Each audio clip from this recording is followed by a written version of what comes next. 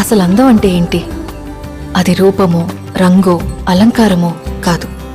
ఏ ఒక్కరి జడ్జ్మెంటో, అభిప్రాయమో కాదు. ఒక కవి వర్ణనో, చిత్రకారుడి బొమ్మో కాదు. మరేంటది? అందమంటే గుణం. అమ్మాయి నయుండి చెప్తున్నా, I don't want people to call me beautiful. దాని బదులు నీది కష్టపడే తత్వం, నీలో కరుణ ఉంది, నీకు ధైర్యం ఎక్కువ, నువ్వు తెలివైన దానివంటే నాకు సంతోషం. Address us by our qualities.